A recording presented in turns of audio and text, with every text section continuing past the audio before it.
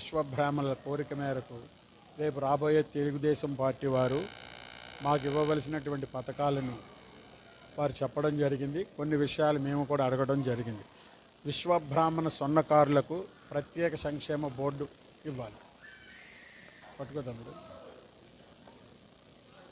అలాగే దొంగ బంగారం కొనుగోలు విషయంలో జీవో నెంబర్ 272 చట్టాన్ని సవరణ చేయాలి.